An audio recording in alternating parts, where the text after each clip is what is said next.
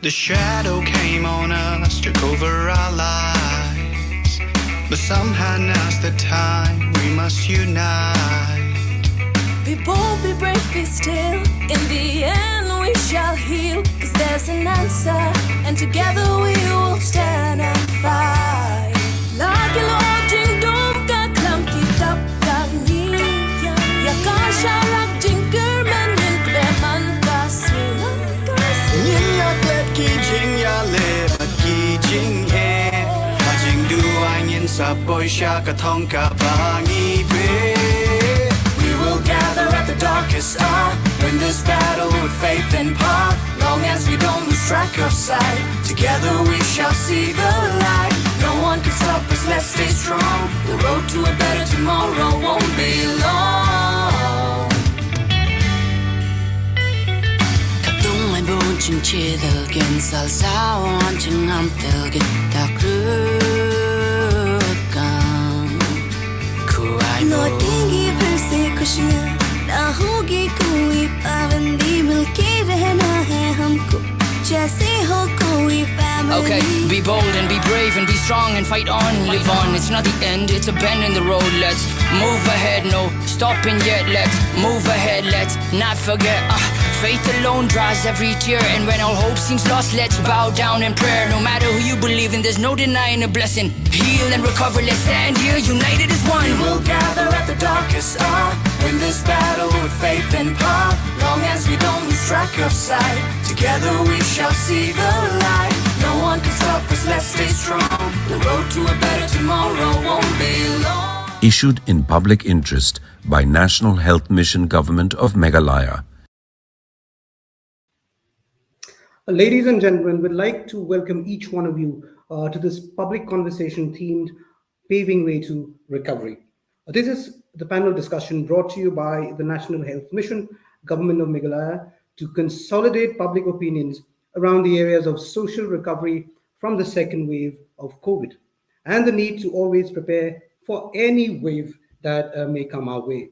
My name is Kit Shangpliang. I'm the host for this panel discussion, and I assure you, this evening is going to be very, very interesting. Moving on, it looks like COVID has disappeared into thin air. Or has it really? Recovery is on, we know that. Whether it is the reopening of schools, colleges, places of worship, or the full restart of markets, sports centers, and other public places.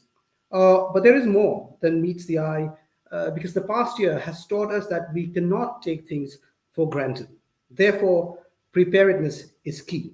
So let's hear of what our specialized group of panelists have to say. And we also have an announcement later on what happened last week, the quiz whiz. We've got 3 lucky winners, and we've received lots of entries during the audience round. And stay tuned till the end of the program, because we will announce the names of those 3 lucky winners. Now let's get straight into introducing our panelists this evening. We've got with us Dr. Michael Maulong. He's the clinical microbiologist with Nazareth Hospital. As it is, we all know clinical biology plays a key role in combating any pandemic. We also have with us Reverend Beaches Imle, a religious leader who brings faith and reason together, a voice to reckon with. And we also have with us Dr. Rabbor Lalu. He is the maternal and child health officer from West Khasi Hills district, a man with passion for rural health care. And last but not least, we've got Mrs. Jenny Sindren, education administrator with the Department of Education. So she's going to join us after some time. But yes, I welcome the 3 gentlemen with us, Dr. Mike, Pastor Imle, and Dr. Lalu. You know, we are so happy that you've spared your time to be with us, and we look forward to hearing from you on what you think about the present situation. So, cut to the chase. I'll start right off with Dr. Mike. Dr. Mike, you've been so close to the situation vis-a-vis COVID. And we know that Meghalaya is recovering from the second wave. It looks like COVID is over. I mean, if you walk the streets of, Shillong or Tura or Nongstoin or Joai, you see that people have started to take things for granted, all of us. So should we be worried? Or should we think we are safe? Are we really safe? Just throw us some light and perhaps set the agenda for us to take this discussion forward. Well, thanks for having me on the show, Kit. The first thing is there's nothing to be scared about. Okay, we must continue with our lives. Is there going to be a third wave? If you look at the history of the disease in other parts of the world, if you see other pandemics that we've had before, in all probability there will be a third wave. Okay, but the important point is that a number of people have been vaccinated, and I'm hoping and praying that more people will agree to get themselves vaccinated. And a lot of people have been infected too. So what all of us are hoping is that if and when a third wave does come, if at all, if it does, it'll be a blunted one. Okay, it's not going to be as sharp and as bad as it was in the second wave. That's one. Now, the second thing is that we have to take care of ourselves. It's not the end, I can assure you that much. Okay, this virus is here to stay for quite some time. Maybe as a common cold flu, once we've all got ourselves vaccinated, but it's going to be here. Okay, so we must take our precautions. As we need to continue masking. We need to try and distance where it's possible. As you're saying out here, it looks like COVID isn't there anymore in Shillong. Okay, now we shouldn't take it so lightly. Distancing is important. And then again, as we kept saying, hand hygiene as well as personal hygiene itself. So in my humble opinion, it's not over, not by a long shot. Probably if it does happen again, a third wave, it'll probably be blunted. Let's hope so. And no, don't lower our guard. We have to continue doing what we are doing out here. Thanks for that clarity, Dr. Mike. Now, moving on, since we are talking about reopening of institutions and reopening of worship places, I'd like to bring at this point Reverend BJ Imle. Pastor, they say protocols in worship places are followed. So let me ask you and break this question into two. So are they actually followed somewhere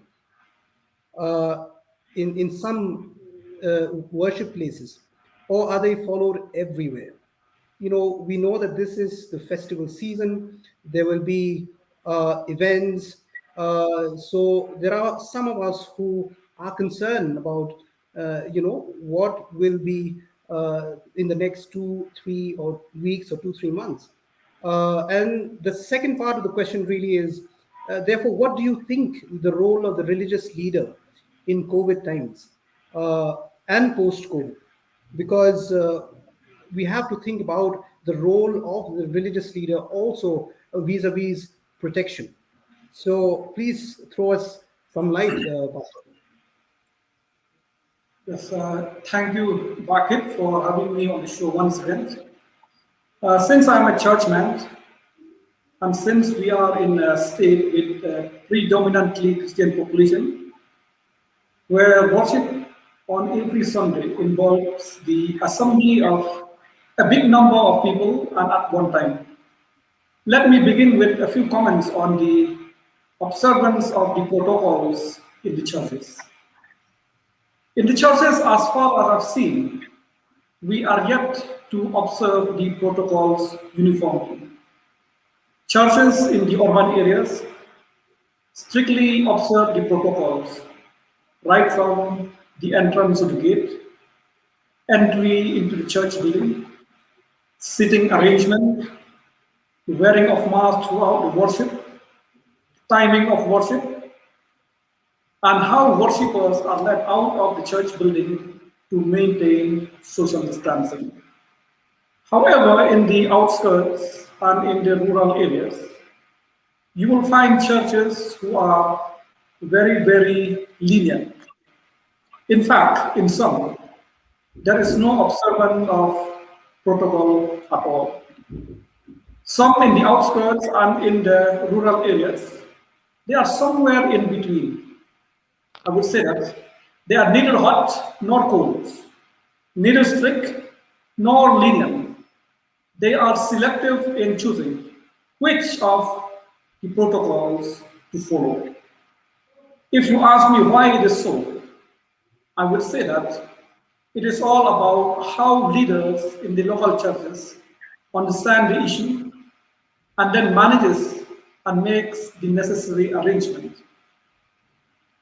My only suggestion is that the leaders should be wise so as not to force, but to also convince and make people understand about the benefits of observing the protocols.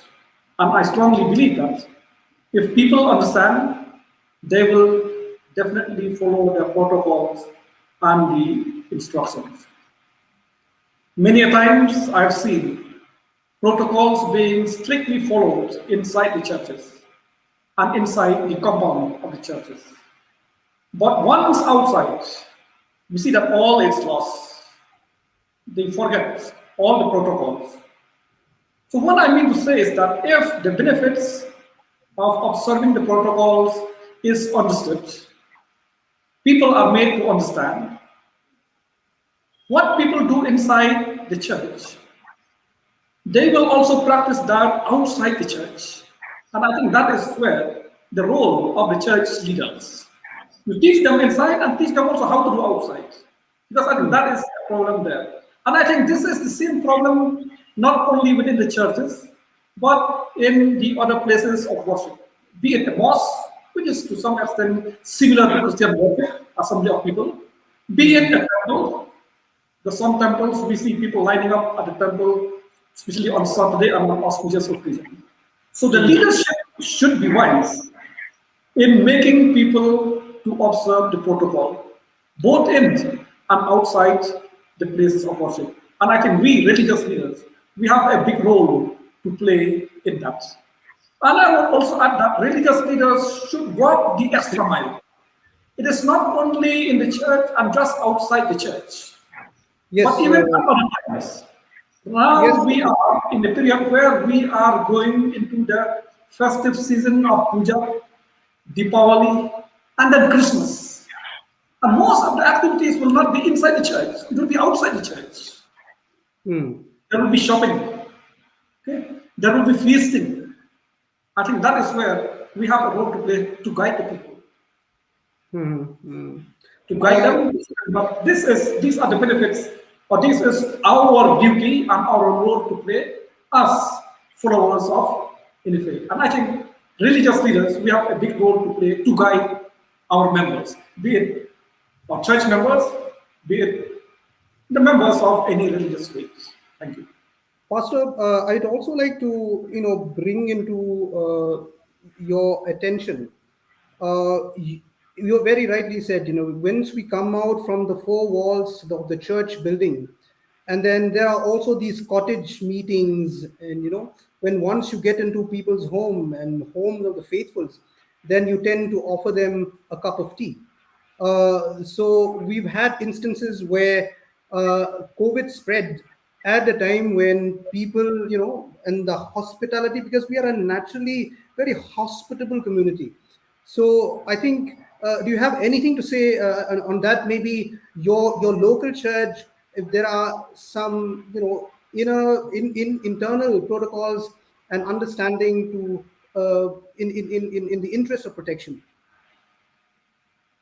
I think that is where we are always saying a new normal to be followed, even in the churches and by the churches and by the members of the churches. I think we have to let go to forget some of those things for some time. I think to find some other alternatives to meet those needs that we have. Thank you very much, Pastor. And you've largely addressed not only the leaders of one faith community, but you've addressed the leaders and appeal to the leaders of different faiths, really. So I'd like to now bring another doctor, Dr. Lalu, and which we hope after which Mrs. Sindrem joins in. Doctor, you come from West Khasi Hills, so you've got a very strong rural background and rural perspective vis-a-vis your profession. So as the state reopens and as West Khasias district, reopens, so what are the issues impacting the rural population? Because we've also heard that the issue of maternal health has taken a beating because of COVID, and that goes alongside, different understanding of the vaccine and vaccination. So please, doctor, tell us more about the ground realities from West Khasi. Yes, Bakit.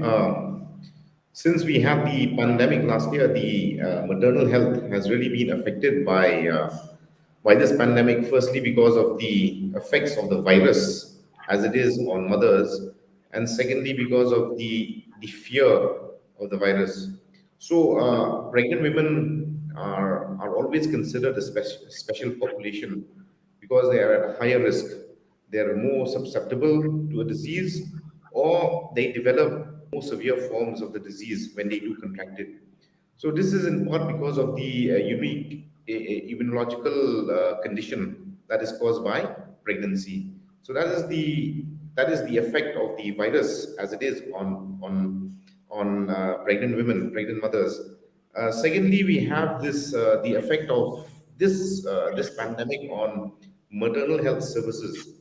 What we have seen in West Khasi Hills is because of the fear of this disease, because of the fear of testing, a lot of our pregnant mothers are not coming forward for ANC checkups, for their normal checkups. They're not coming forward to the hospitals for deliveries. So this in turn has led to a pretty sharp increase in the number of maternal deaths, maternal mortality we have seen during the last year. Just some statistics.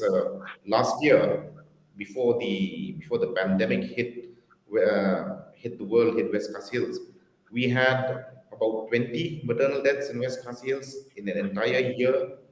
This year, 2021 going into 22, in the 7 months, already 18 pregnant mothers have lost their lives, and most of it is because they are their deliveries are being conducted at home.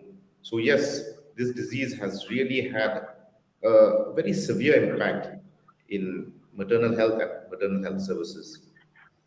Doctor, I'd like to seek one clarification from you. When you said 20 plus deaths last year and this year, uh, can we connect that to vaccination hesitancy, or is it because of some other reasons? And I would like Dr. Mike also to, listen to this conversation at this point, and then perhaps slide in. But over to you, Dr. Lalu, first, if you can address my question.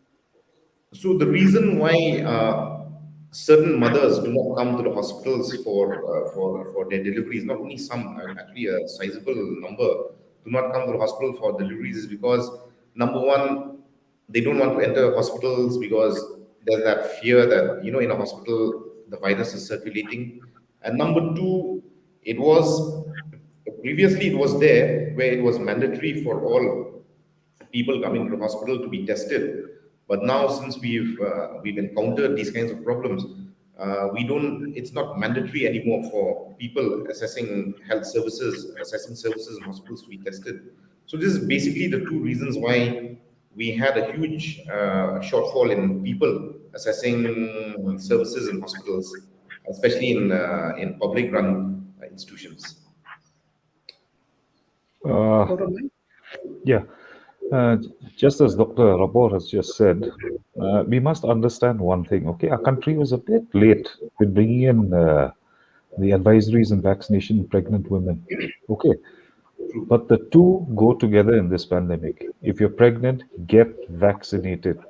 It'll help you and it'll help your baby. We have lost babies in this pandemic because of this.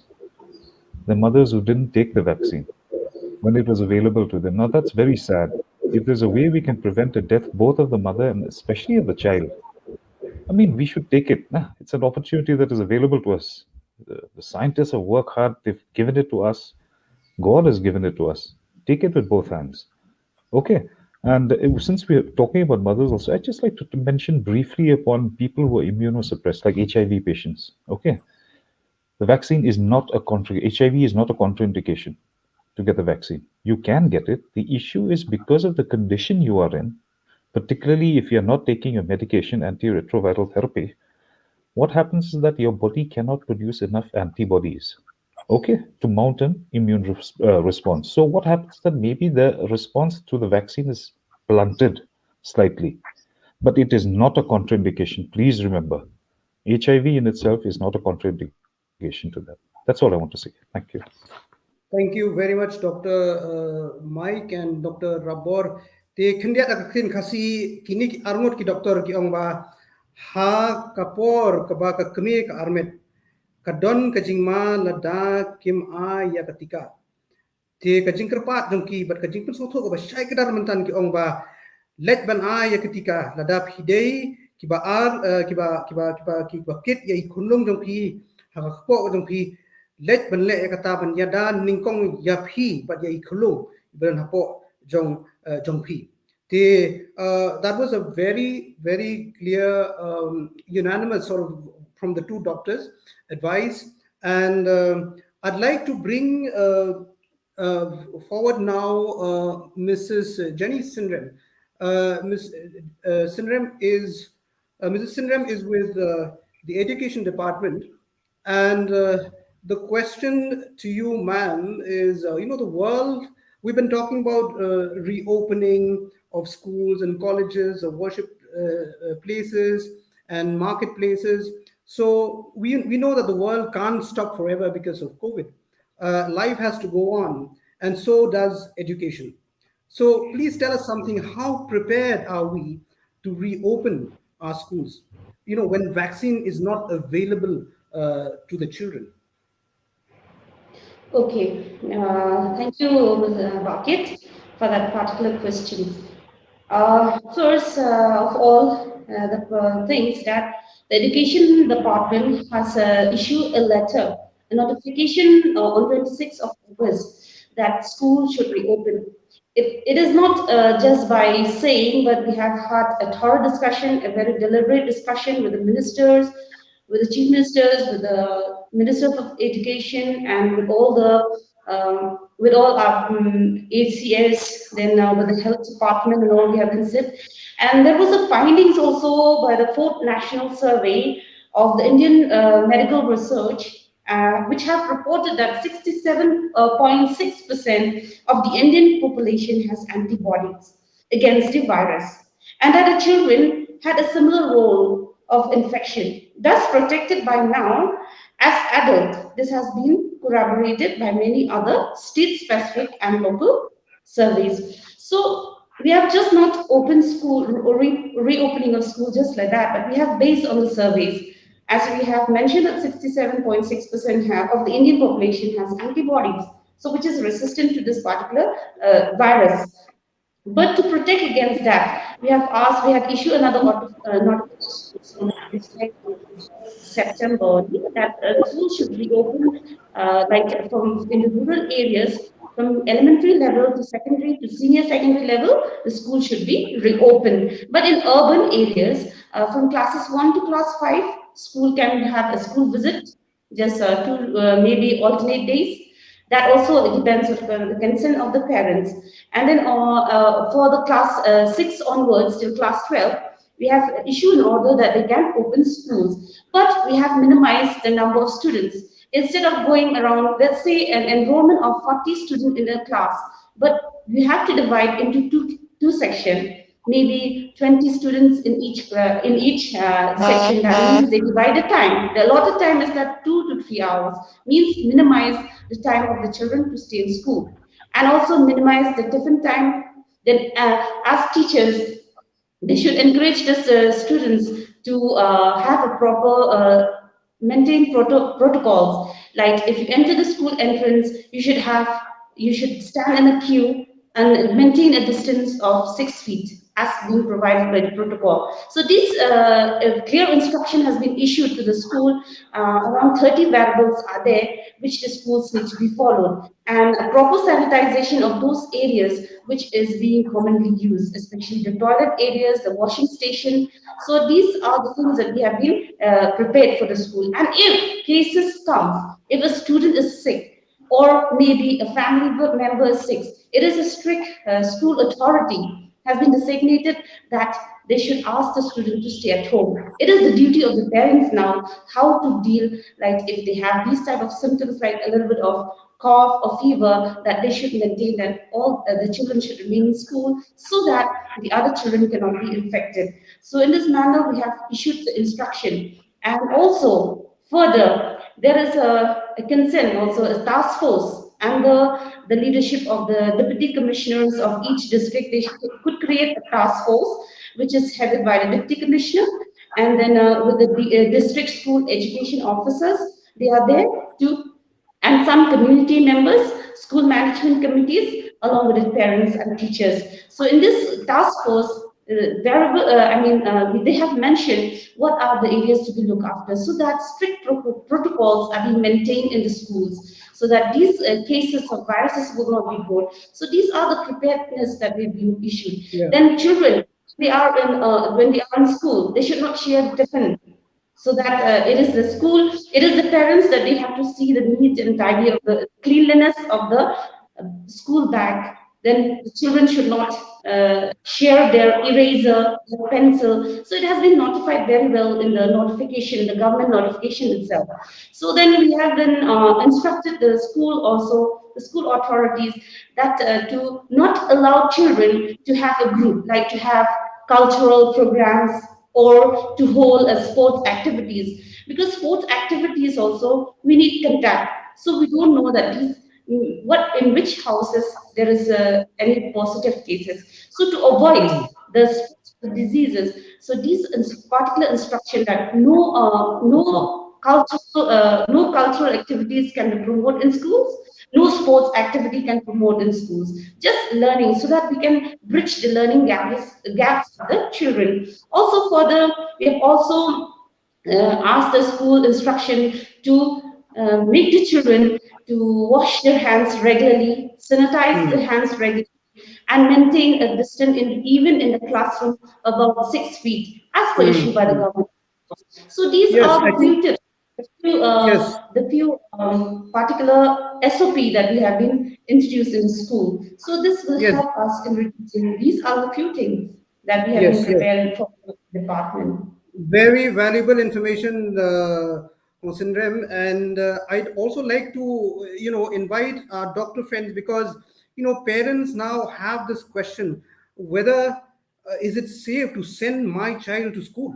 I have friends and, who are mothers and fathers. They're very, there's no clarity as such. Because especially in the urban area where parents and students still enjoy the opportunity of learning through virtual learning, so that is also another option.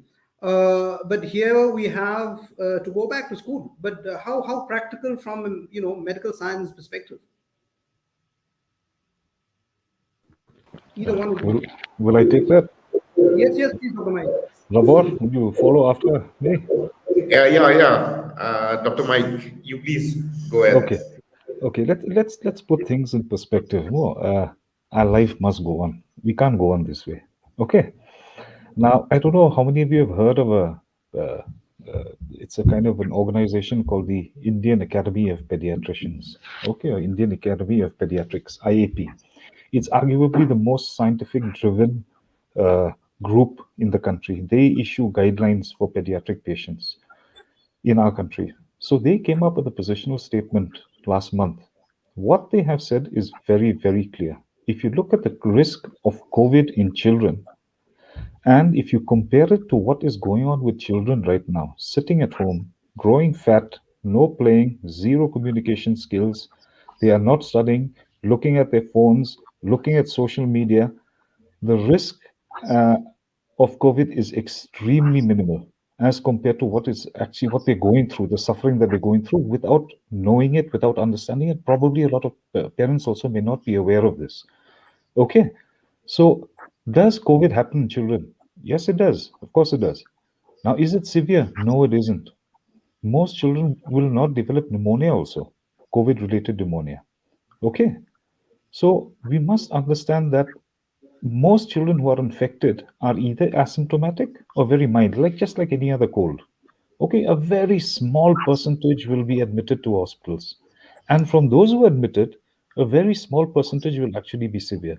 And almost all of them will have some kind of a comorbidity, born with a problem with their heart, with their lungs, or something like that.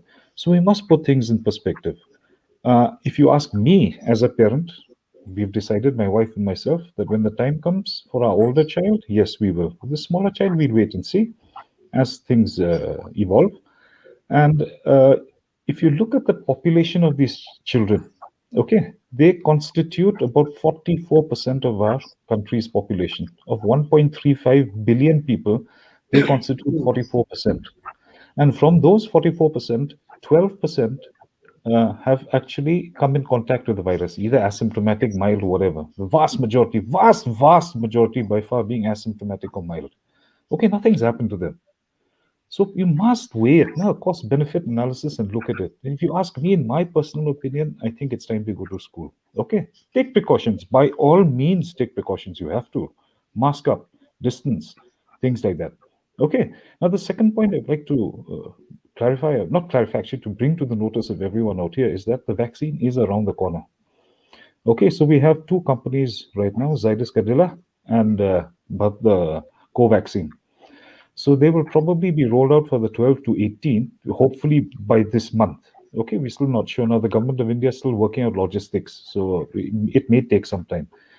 But when that happens, that's going to be a very good thing. So I urge all of your parents who are listening to this program, please get your children vaccinated when the time comes. That's all. Please, Rapport, could you add?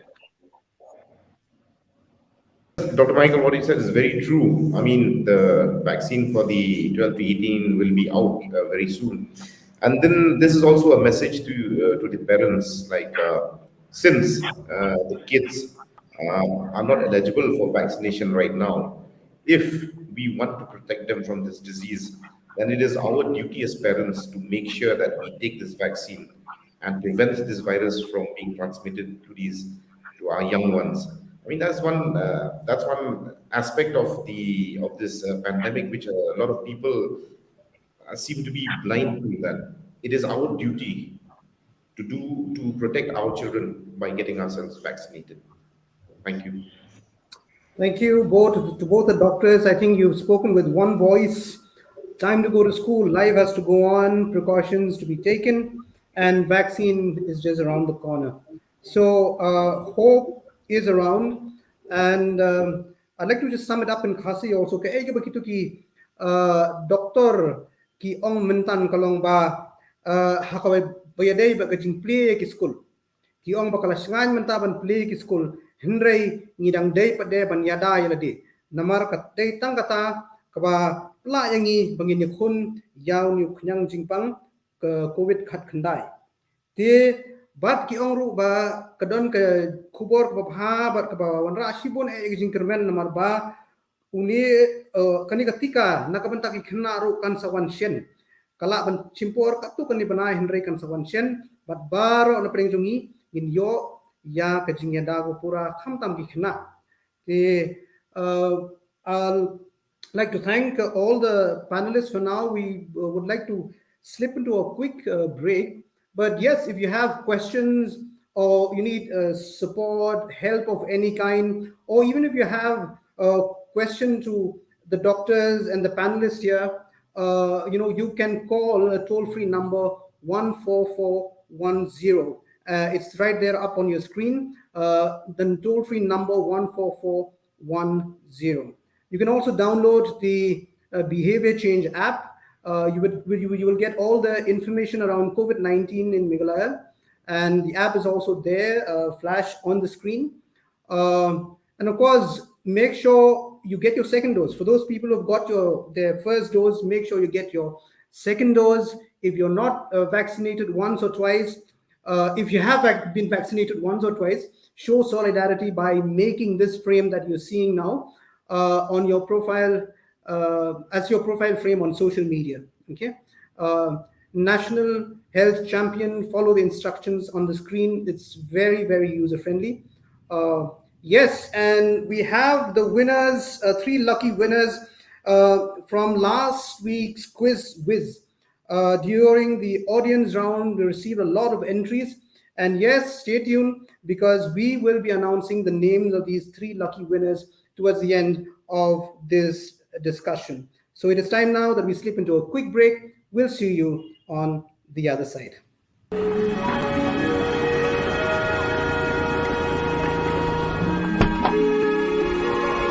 Nah, kamay mtasi. Kam biang pi. Belayu. Pi so diaw ba. Kadao ko lang ba ngampat sim ketika ya dah COVID-19 teh. Kadao ki brio ki semua atapien teh ban ki ka taksi jonga. Dia boleh pa pemilih sim eta encek eta. Kata ken kuat tambah ngasnguk lumar jemut. Banlek eta ko online ter bas kuwi kolong bangamdan teh ko phone ko babiang bandan ning internet. Hentip sa bagi sarkar kalau sedang mana etika kan dan kaman berupa pisulat bed kadang tuang tu penyoy ka. Syasa? Ha, pisulat bed akan kuno ke cakap ain jack akan kuno sini bagi ai lengkap bagi ID jong pi bagi penyoy ketika dana kelam COVID-19. Hemdan kamban ne lupa akan kuno ke registration inspenlah ya tu ke cakap etika. Kata ti kubuar babaik kan yang ai to kata saya kendo mau apa boleh kerja ya? Nak kerja balik simno ketika ya dah mentah kesini. Mapipat, what I doubt you, simi ketika ya dah klaim depan sub issue ekapor. National Health Mission, Government of Meghalaya.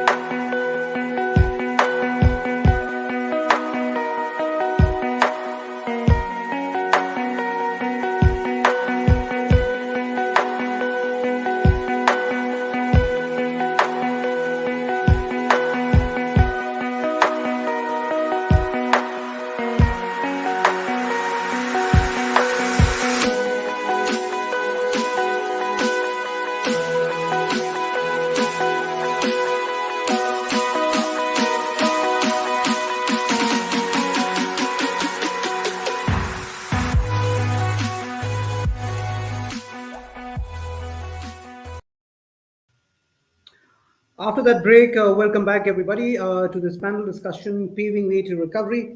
And for those who have just joined us, we've had a very interesting conversation on how we adapt to changes on our road to a recovery and not to take things for granted because COVID is still around the corner and vigilance is key. Of course, vaccine is available and vaccine for children is also around the corner.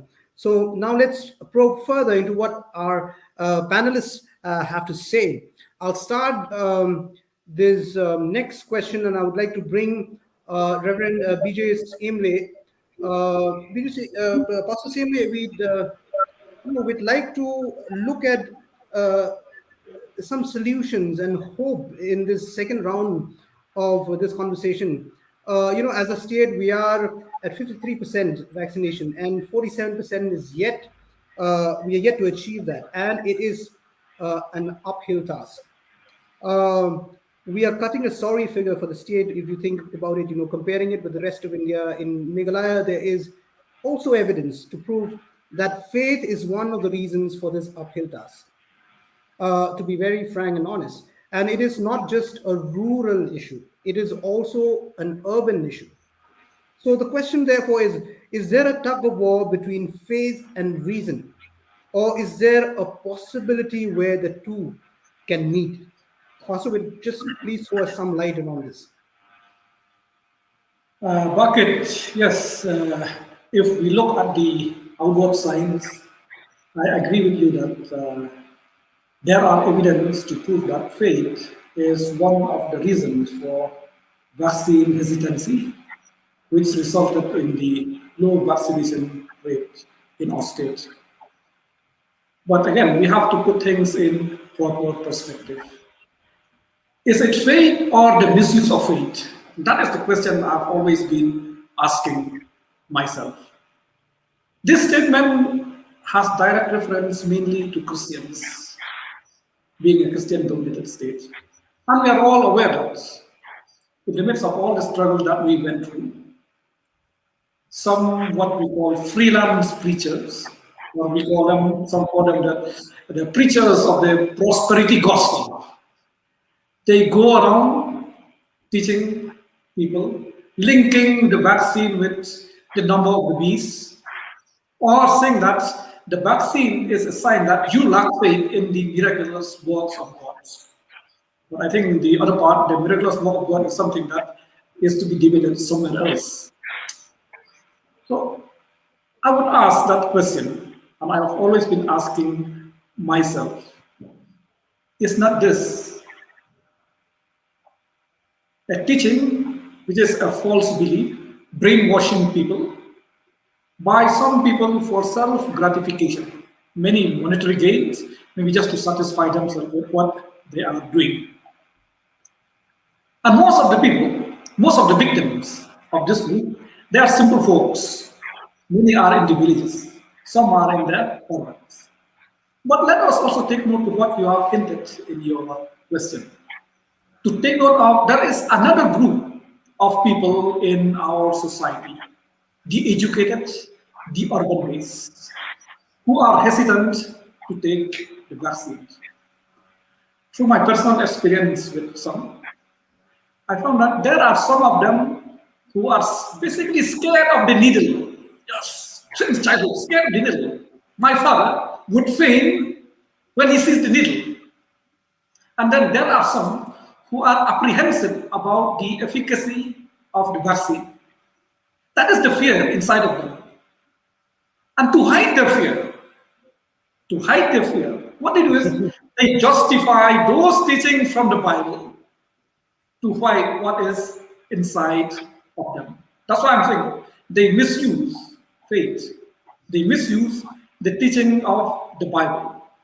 And I would say that most of the people who fall in this group are the educated and the urban. And I tried talking with some of them. I just realized that for some of them, it is just a big mental block. They would not listen. So that's where I say to myself, we have to be patient when dealing with them. So we have these two groups.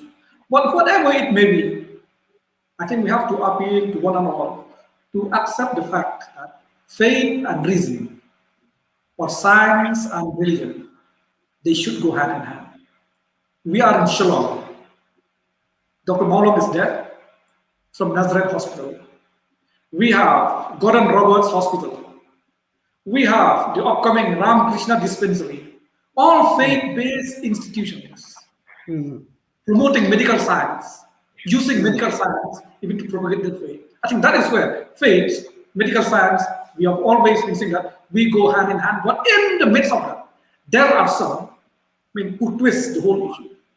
And being a theological educator myself,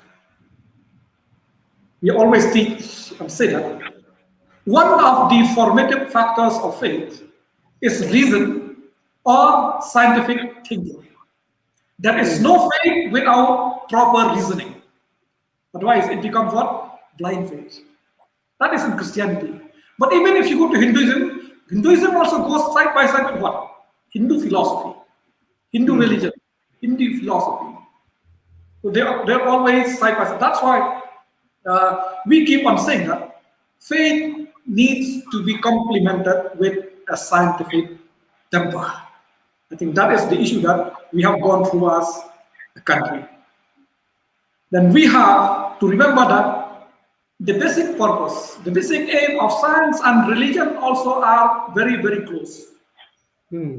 Science would explain the empirical world, the world that we live in.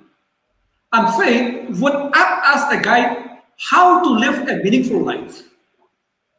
I think we have to be very clear on that. Science helps us to explain how the world is made, what is what, all the disease, the sickness, the problem. But faith would guide us. I'll just take one example. We do have abortion and all those issues in medical science. And that is where faith comes in to help us decide whether this is right or wrong. At what point of time it is right, at what point of time it is wrong. I mean, that is where faith and science, especially medical science, go hand in hand. And always, I go by what Albert Einstein says. He's a scientist, but he would connect science and religion. He says that science without religion is lame, and religion without science is blind. Science without religion is lame because science will not know where to go, which direction to go, without the guidance from religion. And religion also without science is blind, as it will not be able to see what is going on around it. It will not see what lies ahead. So that's where we say that we need to know where to go. We need to see what lies ahead of us. Faith and reason, science and religion are compatible with one another. Yes, Pastor. Well, thank you very much. Those are wise words indeed. And Dr. Mike, you want to say something now, or shall we move on? Because he said faith and scientific temper. You know, I really like that correlation and the connection between the two. If you don't have anything to say, Dr. Mike, we'll go ahead. I completely agree. We need both of them to guide each other. Absolutely. Thank you. Thank you. So yes, but as we speak, you know, we talk about the 47% uphill task. Dr. Mike and Dr. Lalu, the vaccination drive is on, but vaccination hesitancy is still the issue in our state. I've had a chance to travel to Jongsha. I've had a chance to travel to Southwest Khasi Hills, and you know, all these places. And I know once a person decides that, okay, I'm not going to do it, then you just get to understand that he will not do it. So, Dr. Mike, let's assume if I come to you and tell you that vaccination is a farce, you know, and I have made up my mind, you're my friend, you have made up my mind that I will not be vaccinated, and how would you convince me otherwise? And what is the likelihood that, you know, this virus would mutate into any more variants in the coming months? So let's take the first one where I come to you and I'm very decisive. Say, whatever you want to do with me, you put me in prison or you do whatever you want, but I'm not going to, you know, accept it. How would you otherwise convince me? Because we live in that situation today. That's difficult, very difficult. Once you've decided to say that no matter what happens or come what may, I'm not taking the vaccine, then explanation becomes very difficult. But if you're willing to actually entertain, you know, an explanation, what is your fear? What exactly is it? As Pastor has just said, is it the needle? Or is it some other reason where, you know, it's just a mental block with the words that he used? Or is there any other reason? Now, we must understand, put things in perspective. The vaccine protects. There's no question about that. Absolutely no question. It's been proven time and again. Okay. In fact, a lot of our patients survived because some of them had at least got that single dose. That made all the difference. Okay. That's one aspect. Now, it actually prevents severe disease and death. And ultimately, what is it that we want to do? We want to live. We want to live our lives with our families, our friends, get on with it. So the vaccine does make a difference out there. Now, another point we must understand is that, say, for example, with the swine flu, okay, you have a vaccine for that also. Now, the efficacy of the vaccine, or to put it, how effective is it? It differs from year to year, but it has right now the present vaccine for this year works at about a 50% efficacy. Okay, now that's much less compared to the COVID vaccines that we have. Even the worst ones are still better than the flu vaccine. Okay, Now, the second point about it is that flu has a reservoir in animals. In the case of swine flu, it's pigs. In case of bird flu, it's different birds. So trying to eliminate the disease is very difficult. Why? Because you can't vaccinate those animals. You can't do it. It's Mhm. not possible. Now, in the case of COVID-19 SARS-CoV-2, to date, it's been almost 2 years, we have not been able to find a reservoir for this disease in animals or birds for that matter. Mm. So, therefore, the corollary is that it is only happening in human beings as of now. So, if we want to stop it, we vaccinate.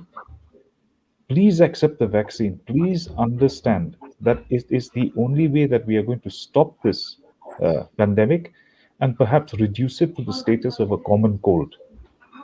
Okay, Mhm. Mhm. it's vitally important that we understand this. So once again, I appeal to all of you, those who have any hesitancy, if you have any scientific reason behind it, or a mental block or some other thing, we can get over it, but at least give us a chance to explain to you. As scientific people, we will try our best to do what we can.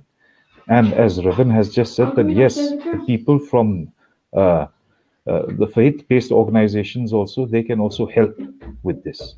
Thanks. Thank you.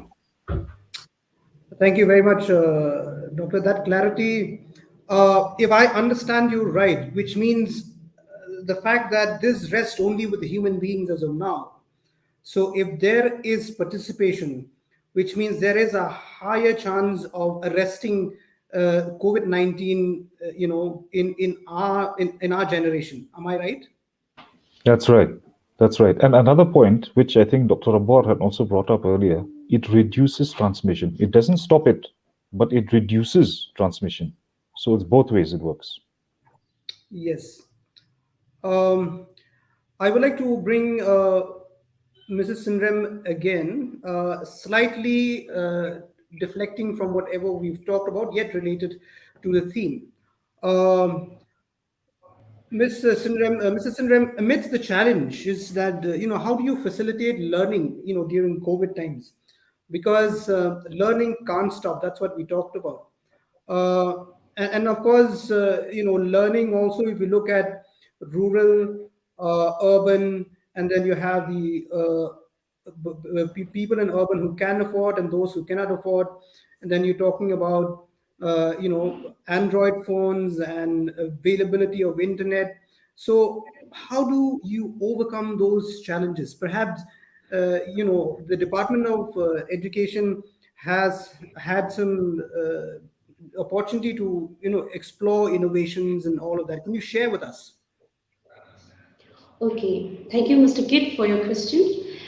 Okay, first of all, it is we have done a survey during the particular when it started the COVID last year. So here we can find that how people divided, right? If we can look around at the urban center, urban areas, we would have around 58% of the students who have access to digital device.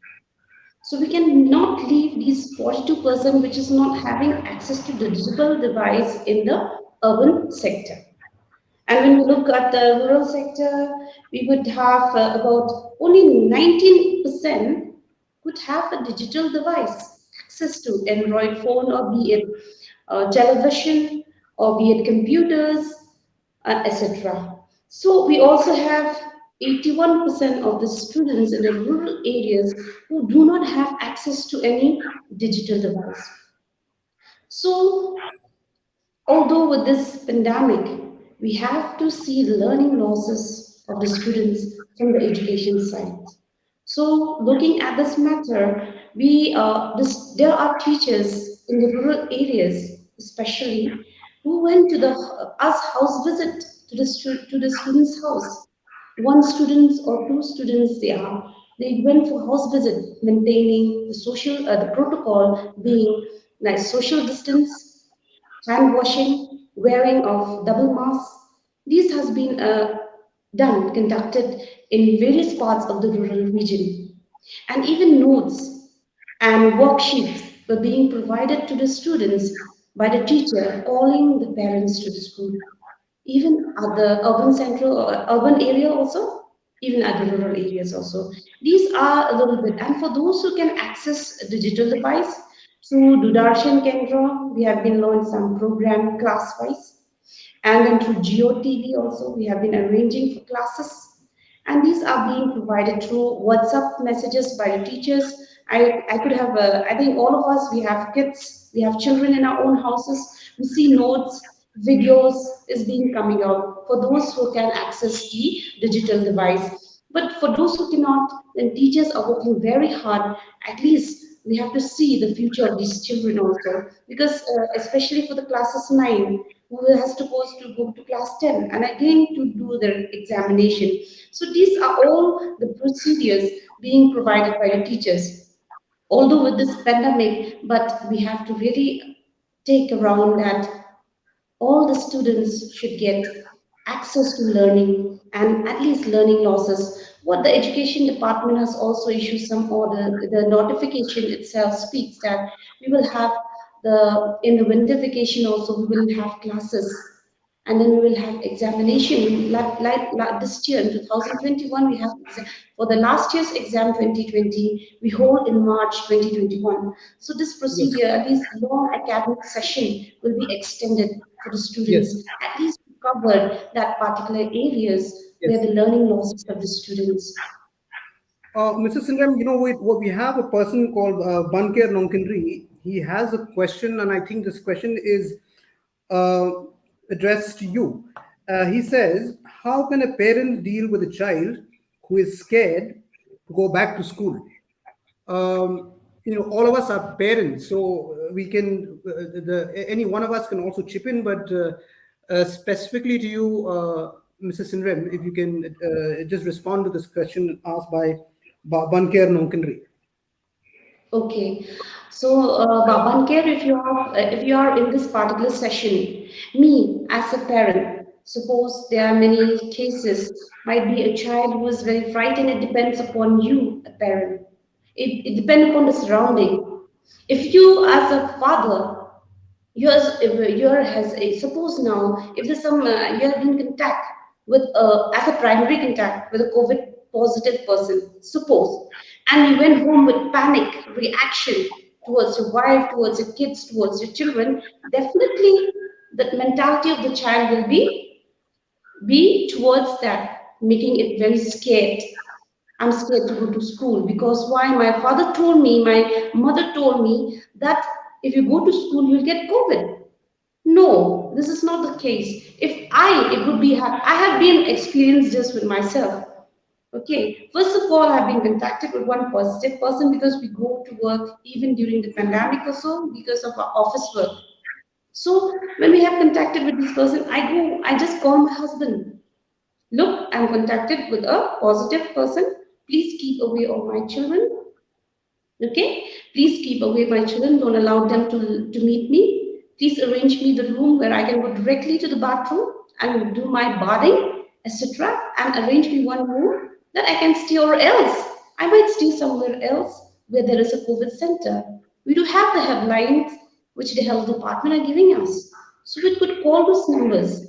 And then that's why we are asking in the notification that the numbers, the toll-free numbers of those particular areas need to be provided, stick in the school, in the premises, so that teachers, parents, students can see these. So in this manner, we can treat our child and make them not scared of the COVID.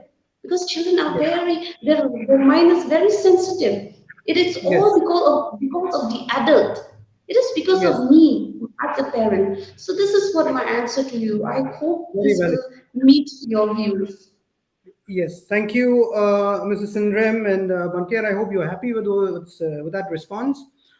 Any one of you would like to jump in and add to that? Okay. No, she's Now covered it I'll very well. She's covered cover it it very very well. well. Thank you very much, Mrs. Sindram. Now we have the last question and I'd like to bring Dr. Lalu here. Again, the rural perspective. Dr. Lalu, people are saying there's rural and urban divide, vis-a-vis COVID. It is true, and in a way, and it is also not true, because when it comes to a positive response to vaccination, And if you compare like villages, even in West Khasi Hills, you have Nong Pendeng. I was having a chat with the Rang Bashnong there, and he said it is 90 plus% vaccination, which is much better than some of our urban localities. So I'd like to all of us to look at hope and see if Nong Pendeng can do it, and tell us more about the hope in West Khasi Hills. I know you've got challenges, but just please share with us the stories of hope from that district.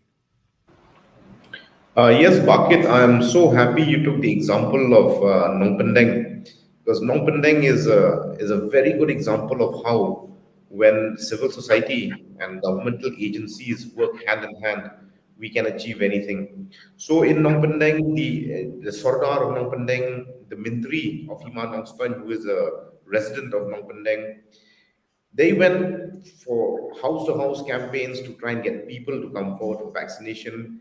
They worked in close coordination with our ANM, Gentleness Karmonglam, with our Asha Monica Thongni, and it's because of that good cooperation between the Shnong and these people from health department, including the Anganwadi workers.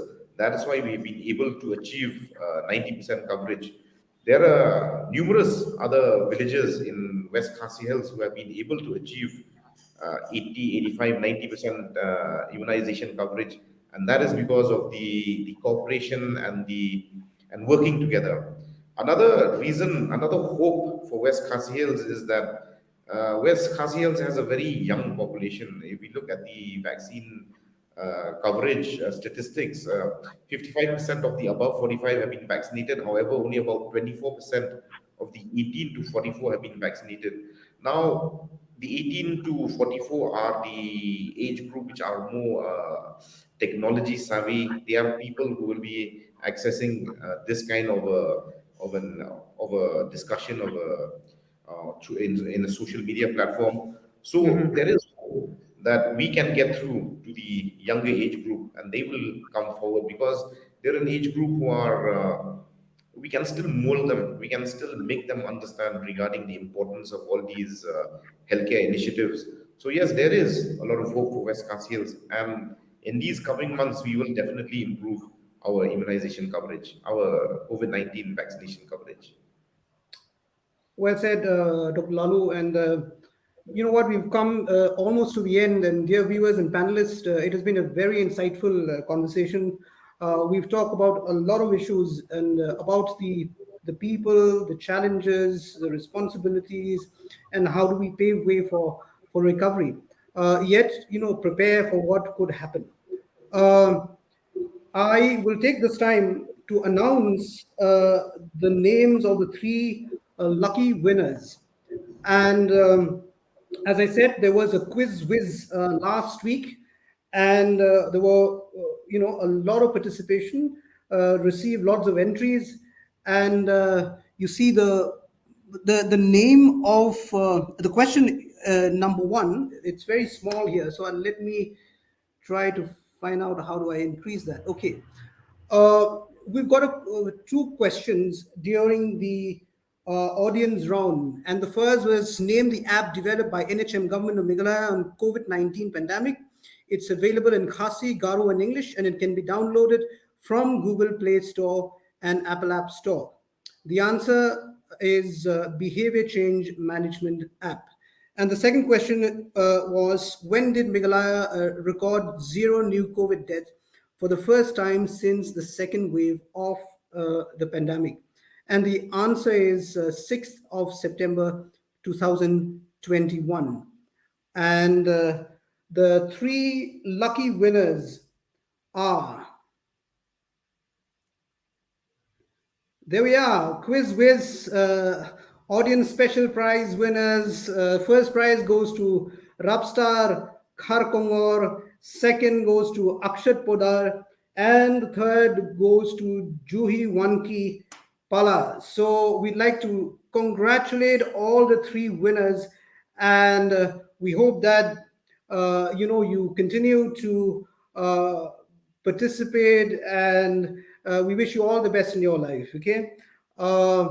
Yes, we've almost come to the end. Like I said, on this panel discussion, there will be some last words from the panelists, though, and I'm going to give each one of you 1 minute, each starting with Mrs. Sindrem, and after which Dr. Lalu will take his 1 minute, Reverend BJ Emle will take his 1 minute, and Dr. Michael Maulong 1 minute. So over to you, Mrs. Sindrem.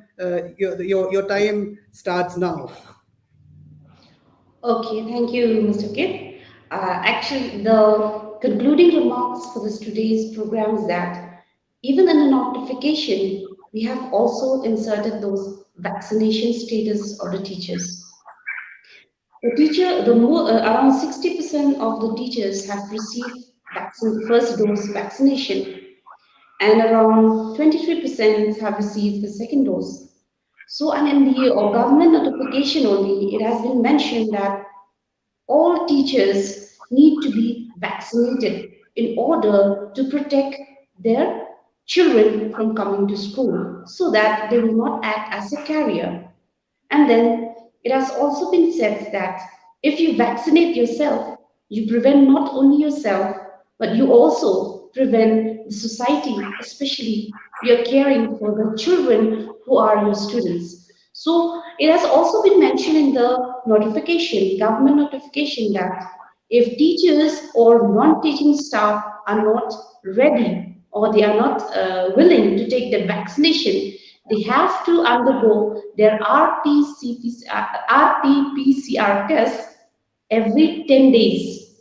So it is mandatory for all the teachers. It is the responsibility of a teacher that they should take the vaccination, because this will protect everyone. It will protect your own children, your own family, your own beloved one, and Yes, definitely it will protect your students and the community at large.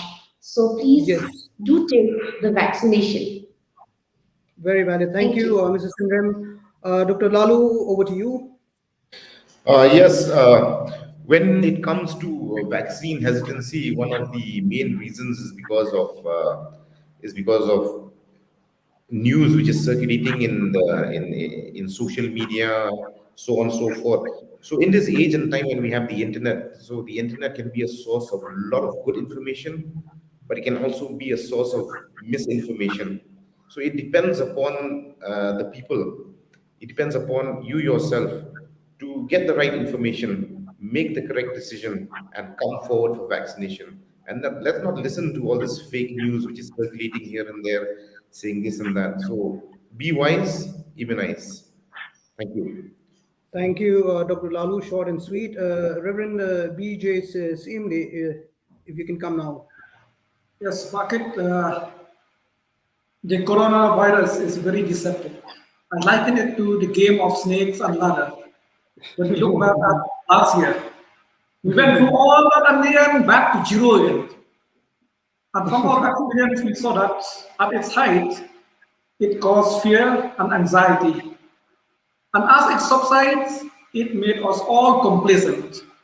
And complacency is the danger for both the vaccinated as well as the unvaccinated, as we are now in the process of reopening.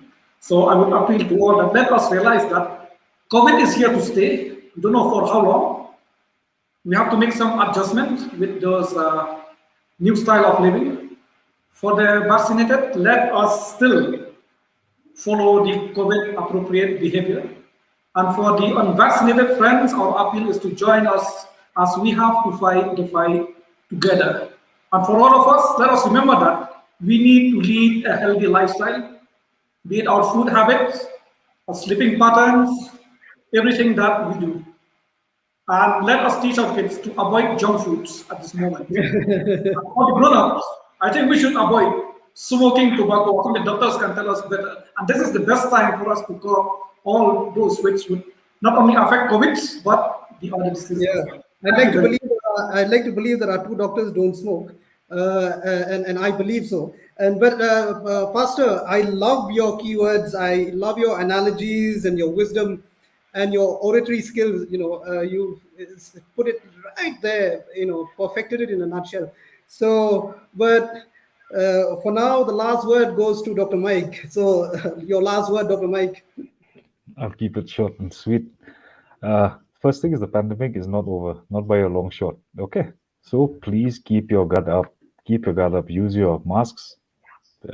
Socially distance. Second thing is vaccinate, vaccinate, vaccinate. If you don't want to protect yourself, remember when you vaccinate, you're going to protect your children and the people around you. It's very important. Please, I emphasize again on this. Please vaccinate. Third thing, life must go on. But when it does go on, we must behave responsibly and let life go on. Well, okay, that's all. Thank you so much for having me on this program. Yes, thank you very much, Dr. Mike. And I'd once again like to thank all the audience out there. And again, the panelists, Mrs. Jenny Sinrem, Dr. Rabor Lalu, Reverend BJ Imle, and Dr. Michael Maulong.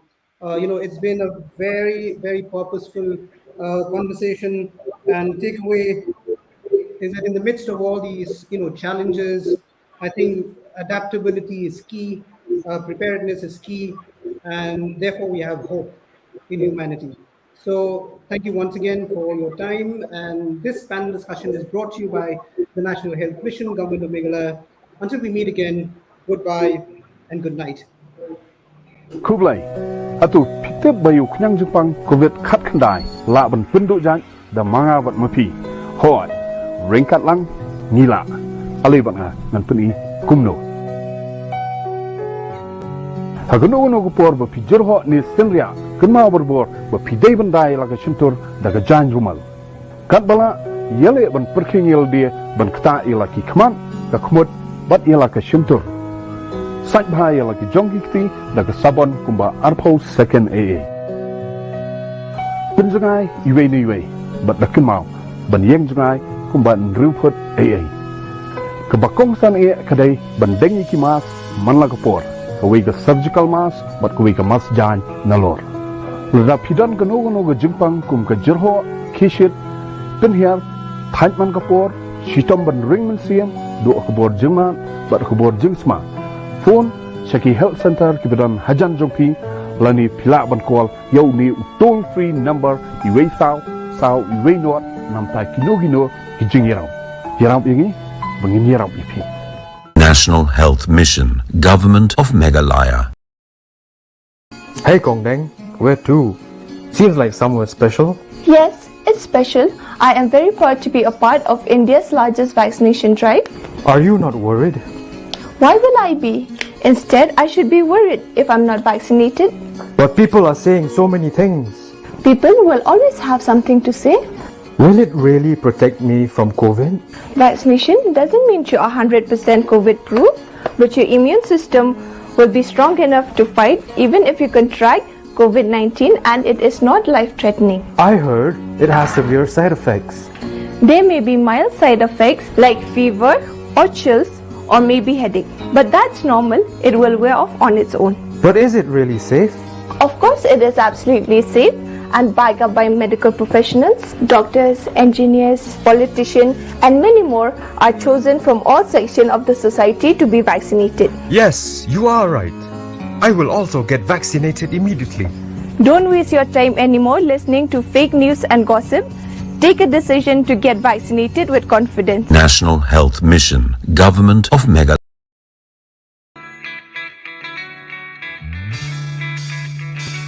The shadow came on us, took over our lives. But somehow now's the time we must unite. Be bold, be brave, be still. In the end we shall heal. Cause there's an answer, and together we will stand and fight. Lagi lojing dum ka klam kitap yani. Ya kasharak jinker menin kreman kasni. Yin ya klet ki jing ya le bat ki jing he. Hajing du ang yin sa boy sha ka thong ka bangi be. We will gather at the darkest hour, win this battle with faith and power. Long as we don't lose track of sight, together we shall see the light. No one can stop us, let's stay strong. The road to a better tomorrow won't be long. ching chidel gen sal sawan ching am telge takrukam kuai No tingi verse खुशियाँ ना होगी कोई पाबंदी मिलके रहना है हमको जैसे हो कोई family. Okay, be bold and be brave and be strong and fight on, live on. It's not the end, it's a bend in the road. Let's move ahead, no stopping yet. Let's move ahead, let's not forget. Faith alone draws every tear, and when all hope seems lost, let's bow down in prayer. No matter who you believe in, there's no denying a blessing. Heal and recover, let's stand here united as one. We will gather at the darkest hour, win this battle with faith and power. Long as we don't lose track of sight, together we shall see the light. No one can stop us, let's stay strong. The road to a better tomorrow won't be long. Issued in public interest by National Health Mission Government of Meghalaya.